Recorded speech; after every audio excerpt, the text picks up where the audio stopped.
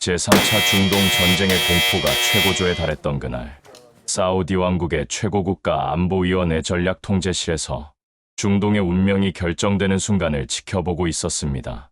제 이름은 모하메드 알 사우드, 50대 중반의 나이로 사우디 왕국의 군사 전략을 총괄하는 최고 책임자였습니다. 저는 사막의 모래바람처럼 거칠고 강인한 목소리로 부하들에게 명령을 내리며 30년간 쌓아온 군사적 식견으로 왕국의 안보를 책임지고 있었죠. 그날까지만 해도 저는 중동의 패권이 전통적인 강대국들 사이에서만 오갈 것이라고 확신했습니다. 미국과 러시아, 그리고 우리 사우디와 이란 같은 지역 강국들 말입니다. 하지만 그 모든 확신이 단시뿐 만에 산산조각 나는 충격적인 순간을 목격하게 될 줄은 꿈에도 몰랐어요. 이란의 대규모 공격이 시작되었을 때 저는 왕국의 모든 방어 시스템을 최고 경계 상태로 올렸습니다. 하지만 정작 전쟁의 판도를 바꾼 것은 우리도, 미국도, 이스라엘도 아닌 전혀 예상치 못한 나라였습니다. 그날 아침 리야드의 하늘은 유난히 맑았지만 전략 통제실 안의 분위기는 그와는 정반대로 긴장감으로 가득 차 있었습니다. 거대한 공면 스크린들이 벽면을 둘러싸고 있었고 그 위에는 실시간으로 업데이트되는 중동 전역의 군사 동향이 표시되고 있었어요. 저는 최고급 가죽 의자에 앉아 턱을 괴고 있었지만 제 내심은 결코 평온하지 않았습니다. 이란이 준비하고 있는 것이 단순한 위협이 아니라는 정보를 이미 입수했기 때문이었죠. 제 옆에는 30대 중반의 젊은 보좌관 하산이 서 있었습니다. 그는 매우 총명하고 상황 판단이 빠른 인재였지만 때로는 제가 너무 고지식하다고 생각하는 눈치였어요. 하산은 조심스럽게 최신 정보를 브리핑했습니다. 사령관님, 이란이 수천 기의 드론과 미사일을 동원한 대규모 공격을 준비하고 있다는 첩보가 확실해 보입니다. 저는 깊게 한숨을 쉬며 답했어요. 전쟁이 시작되면 중동 전체가 불바다가 될 것이고 우리 왕국도 그 여파에서 자유로울 수 없을 것이라고 말입니다. 바로 그때 스크린에 긴급 속보가 떴습니다. 이란의 불사조작전이라고 명명된 대규모 공격이 시작되었다는 소식이었어요. 수천 개의 드론들이 마치 메뚜기 떼처럼 이스라엘 영공을 향해 몰려가고 있었습니다. 저는 즉시 우리 왕국의 모든 방어 체계를 최고 경계 단계로 올리라고 명령했어요. 혹시 모를 상황에 대비해야 했기 때문입니다. 통제실 안의 모든 장교들이 긴장한 얼굴로 각자의 임무에 매달렸습니다. 저는 30년간의 군사 경험으로 이번 공격의 규모가 역사상 유례없는 수준이라는 것을 직감했어요. 이란 놈들이 정말 미쳤군. 저는 낮고 거친 목소리로 중얼거렸습니다. 하지만 동시에 이스라엘의 방어 능력을 과소평가해서는 안 된다고 생각했죠. 미국이 구축해준 아이언돔과 패트리엇 시스템이 그리 호락호락하지 않을 테니까요. 저는 이번 공격이 중동의 군사적 균형을 완전히 바꿔놓을 역사적 순간이 될 것이라고 예감했습니다. 하지만 그 변화의 방향이 제가 예상했던 것과는 전혀 달랐다는 사실을 곧 깨닫게 되었어요. 이란의 공격이 시작된 지 불과 몇 분이 지났을 때 스크린에 이상한 변화가 부착되기 시작했습니다. 이스라엘의 방어 시스템들이 예상보다 훨씬 체계적이고 효율적으로 작동하고 있었어요. 저는 처음에는 미군의 지원이 더 강력해진 것이라고 생각했습니다. 하지만 곧 이상한 점을 발견했어요.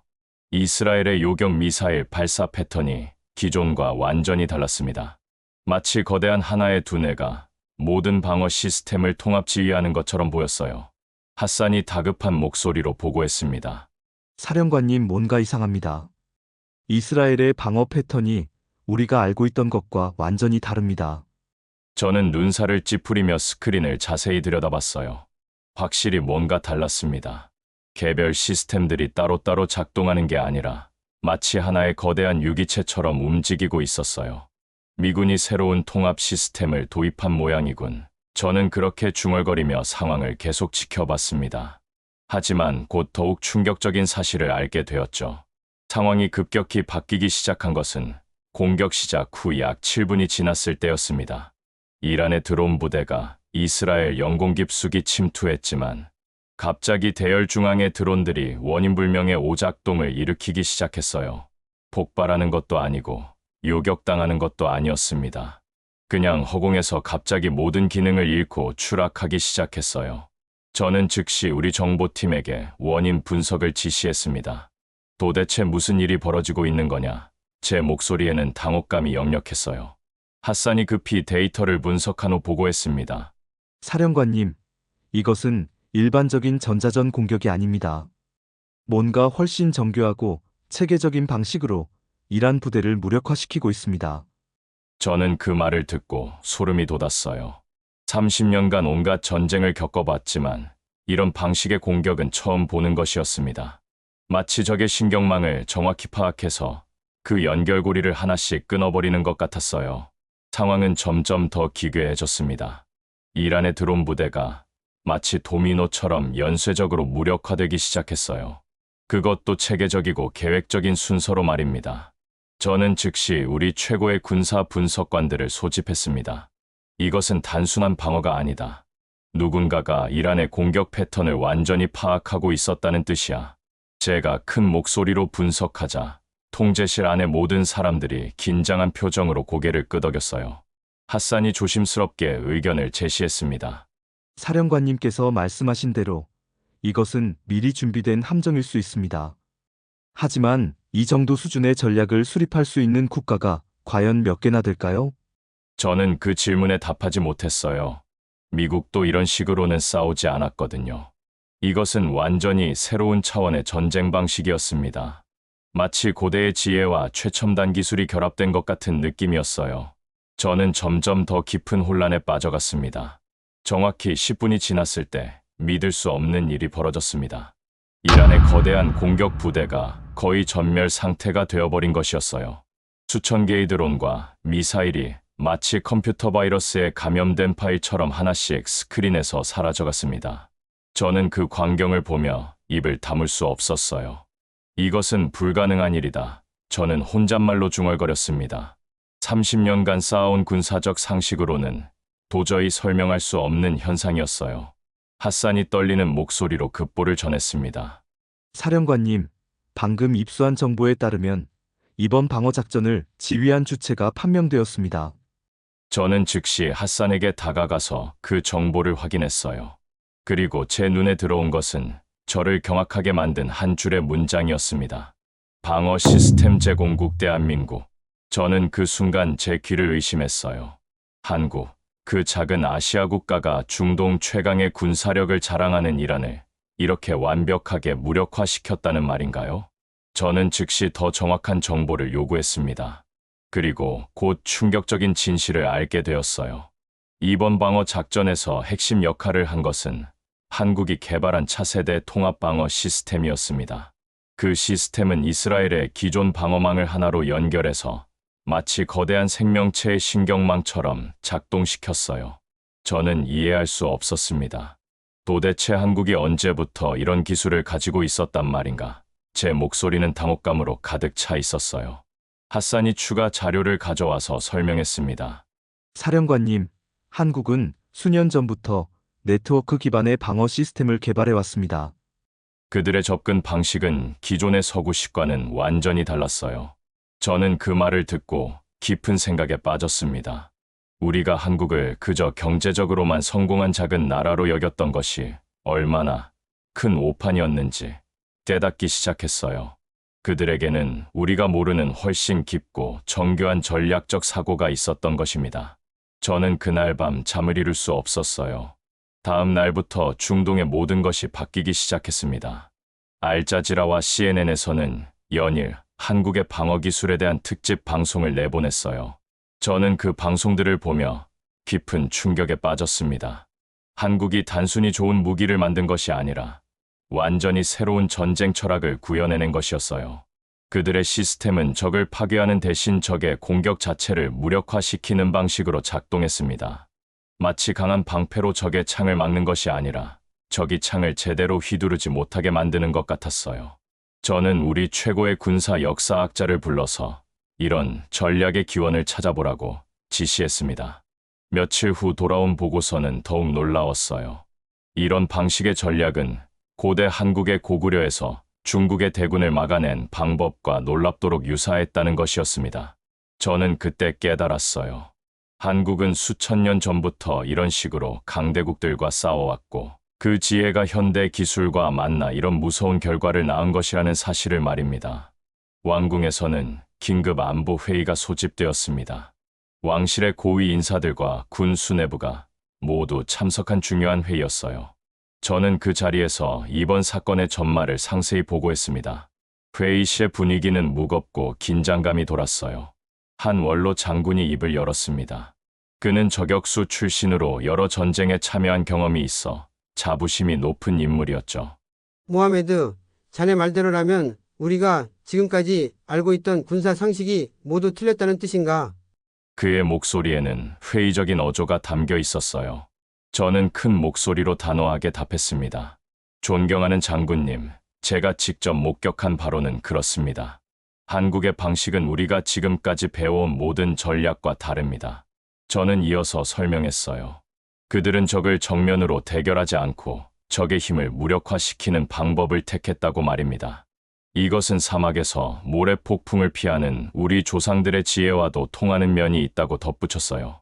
회의 참석자들은 모두 심각한 표정으로 제 말에 귀를 기울였습니다. 회의 후 저는 핫산과 함께 한국에 대한 더 깊은 분석에 착수했습니다. 우리가 수집한 정보들을 종합해보니 놀라운 사실들이 드러났어요. 한국은 지난 수십 년간 조용히 하지만 꾸준히 이런 네트워크 기반의 방어 기술을 발전시켜 왔습니다. 그들의 접근법은 서구의 더 강한 무기 철학과는 근본적으로 달랐어요. 대신 더 똑똑한 방어에 집중했던 것입니다. 핫산이 분석 결과를 보고했습니다. 사령관님, 한국의 기술은 단순히 미사일을 요격하는 것이 아니라 적의 공격 패턴을 실시간으로 학습하고 그에 맞는 최적의 대응을 자동으로 수행합니다. 저는 그 말을 듣고 감탄했어요. 이것은 인공지능과 전통적 군사 전략이 완벽하게 융합된 결과물이었습니다. 저는 핫산에게 말했어요. 우리가 그동안 한국을 과소평가했구나. 그들은 우리가 생각하는 것보다 훨씬 앞서 있었어. 핫산도 고개를 끄덕이며 동의했습니다. 그는 평소 제가 고지식하다고 생각했지만 이번만큼은 제 판단이 옳았다고 인정하는 눈치였어요. 몇 주 후 중동의 군사 지형은 완전히 바뀌었습니다. 사우디를 비롯한 여러 아랍 국가들이 앞다투어 한국과의 방산협력을 추진하기 시작했어요.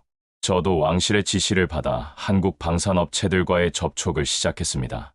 처음 한국 기술진들을 만났을 때의 느낌은 지금도 잊을 수 없어요. 그들은 겸손하고 조용했지만 그 속에는 깊은 자신감이 스며 있었습니다. 한국의 방산업체 대표는 저에게 이렇게 말했어요. 저희는 전쟁을 이기는 기술이 아니라 전쟁을 막는 기술을 개발합니다. 그 한마디가 제게는 큰 울림을 주었습니다. 저는 그때 깨달았어요. 한국이 가진 것은 단순한 기술이 아니라 완전히 다른 철학이었다는 것을 말입니다. 그들은 수천 년간 외침을 받으면서도 살아남은 민족의 지혜를 현대 술에 녹여낸 것이었어요. 저는 그들과의 협력을 통해 우리 왕국의 방어력을 한 단계 끌어올릴 수 있을 것이라고 확신했습니다. 핫산도 제 옆에서 감탄하며 고개를 끄덕이고 있었어요. 몇 달이 지난 후 저는 리야드의 전략 통제실에 앉아 다시 한번 그날의 사건을 되돌아보고 있었습니다. 스크린에는 한국 기술이 적용된 우리의 새로운 통합방어 시스템이 표시되고 있었어요. 그 시스템을 보며 저는 깊은 감회에 빠졌습니다. 불과 몇 달 전만 해도 우리는 한국을 단순히 경제 강국으로만 여겼어요. 하지만 이제는 그들이 우리가 상상도 못한 차원의 군사 기술을 보유하고 있다는 것을 알게 되었습니다. 더 놀라운 것은 그들의 기술 철학이었어요. 파괴가 아닌 보호, 공격이 아닌 방어에 집중하는 그들의 접근법은 사막의 지혜와도 맞닿아 있었습니다. 핫산이 제 옆으로 다가와서 말했습니다. 사령관님, 한국과의 협력 덕분에 우리 왕국의 안보가 한층 더 강화되었습니다. 저는 큰 목소리로 답했어요. 그래, 우리는 진정한 파트너를 만났어. 이제 중동의 평화가 한층 더 견고해질 것이야. 저는 그날의 경험을 통해 하나의 중요한 교훈을 얻었습니다. 진정한 힘은 상대방을 굴복시키는 것이 아니라 자신을 지키는 능력에서 나온다는 것을요. 또한 아시아의 작은 나라 대한민국의 저력을 다시 한번 되새기며 더 이상 어떠한 전쟁도 일어나지 않기를 바라봅니다. 여러분의 생각은 어떠신가요? 댓글로 남겨주세요. 끝까지 들어주셔서 감사드리며 마지막으로 구독과 좋아요, 알림 설정은 컨텐츠 제작에 큰 힘이 됩니다. 오늘도 감동 발자국과 함께 행복한 하루 보내세요.